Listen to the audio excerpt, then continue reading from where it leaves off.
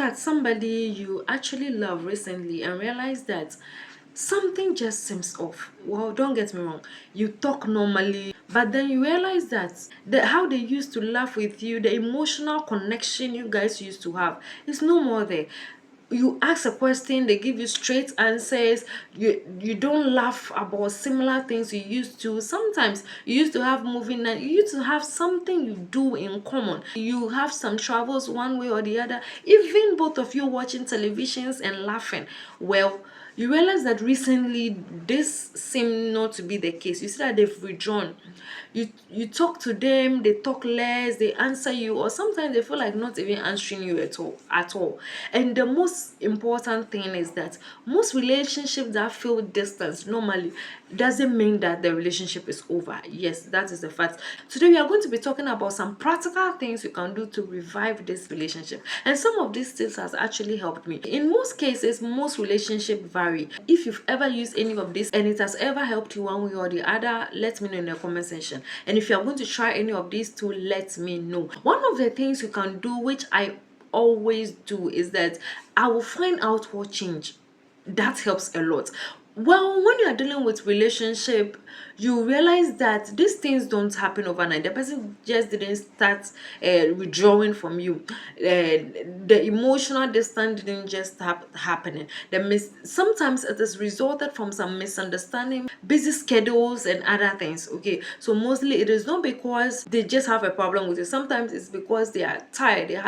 They have a tight schedule about work and things like that. Sometimes too, it just means you have some unresolved misunderstanding from the past and they are still holding on to it. It can be any of these things or even more than that. Okay, so you'll have to find out what the reason is. Finding out what the reason is help you tackle the problem instead of looking at the symptoms. You'll be like, oh, they are not talking to me, so let me find a way that they can talk to me. That might not work. They can talk to you for some couple of seconds and then to go back to the reflex, to go back to the factory setting. I hope you get it. So the first thing you have to do is to find out what actually changed. So why have this person starts withdrawing from you?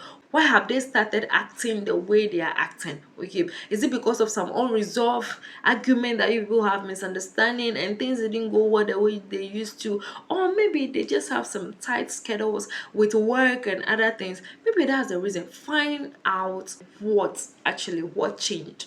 So after looking at what changed, the next thing you need to look out for is that you need to stop keeping scores. Yes, this is very vital. Okay, you people have some rough patches and then you think of paying back. Right now you look at who is at fault. It's always about winning for you.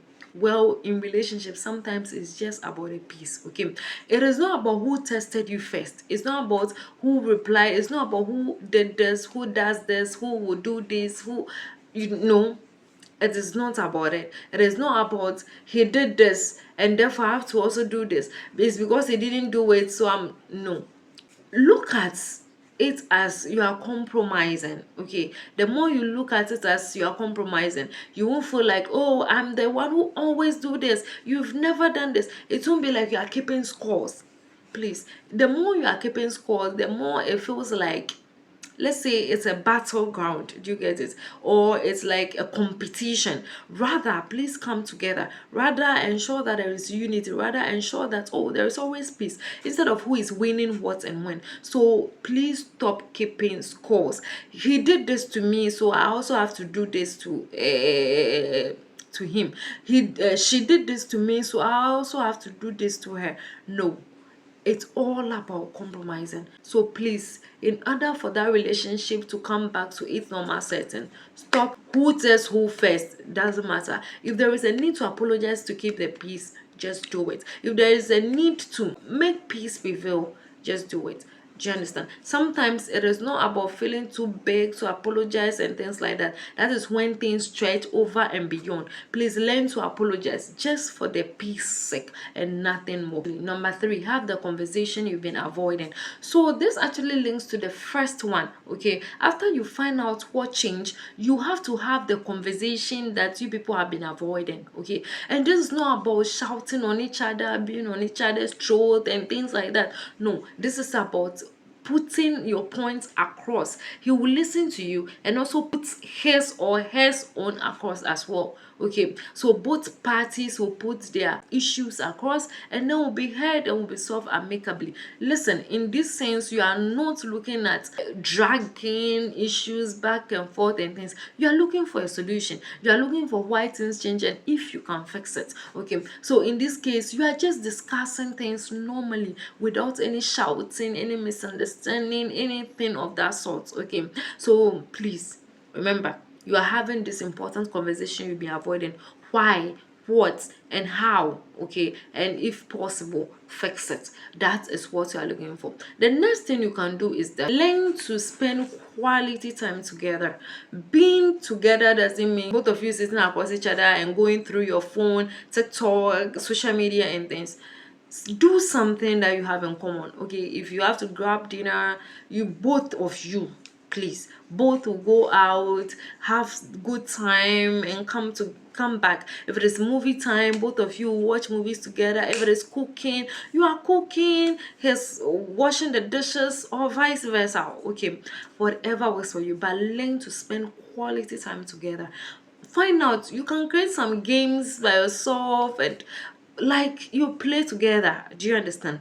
Watch movies, do something, read books, like do something that can bring both of you together. It is not about sitting across each other and doing different things. All right, it's about having something in common, having something in unison, being able to laugh together, being able to share ideas together. That is the way. Okay, so this is one thing that you can also do to help bring that distance relationship back to where it's supposed to be. Okay, so learn to spend quality time together, not on each other's, like not on your phones, either of you on your phones and scrolling and things.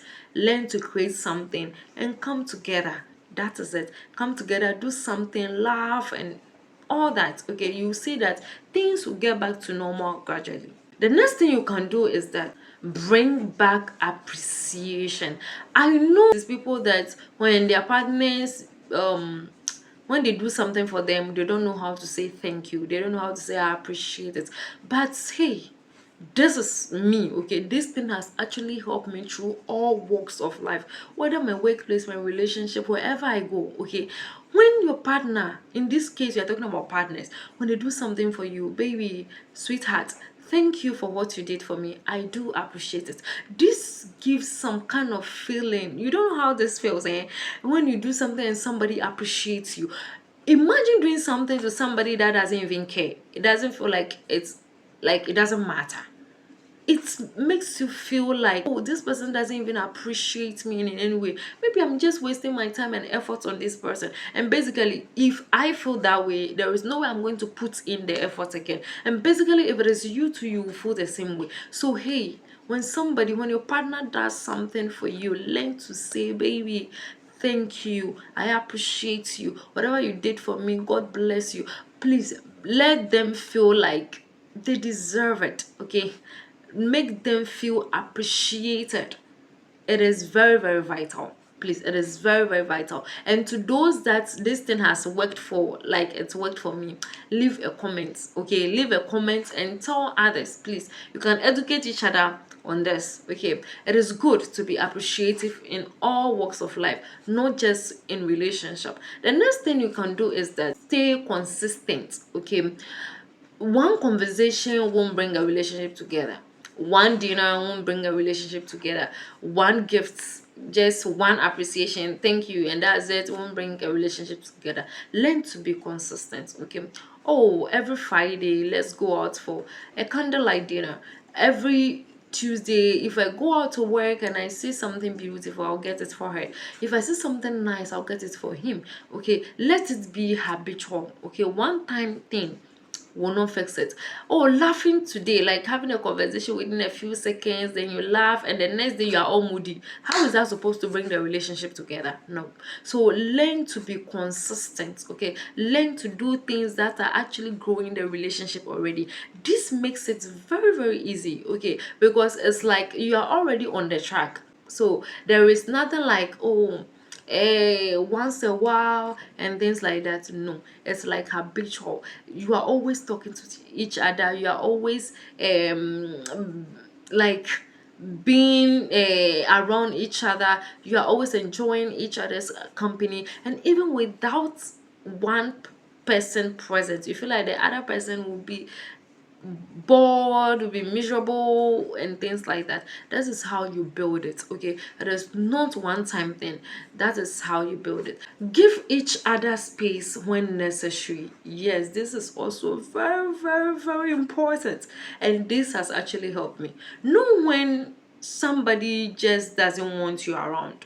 Well, I don't mean it in a bad way, but you will know when you are around somebody and you feels like you are suffocating them. It feels like your presence even irritate them. Give the person space. Literally, space actually make people think about. I don't know why my ladies and my guys, I don't know why you miss that. Okay, some people think space will let them. Well, it depends.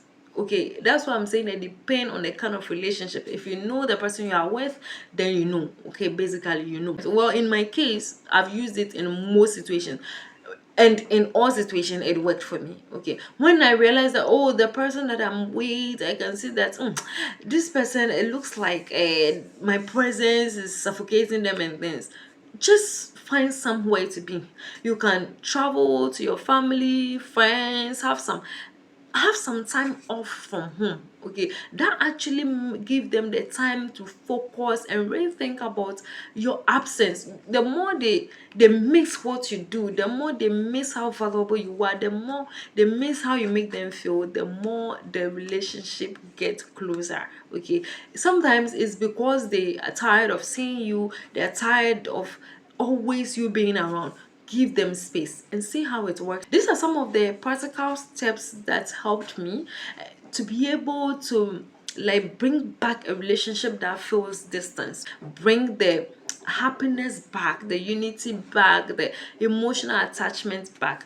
If you like any of this, please go ahead and comment, like, and share this video to all your family and friends. And hey, if you also practice any of this, leave a comment. If you've ever practiced any of this, leave a comment and tell me about it. These are some of the most practical steps that I use to make my relationship lively when it feels distant. You can also try it, and I can't wait to see you in my next video.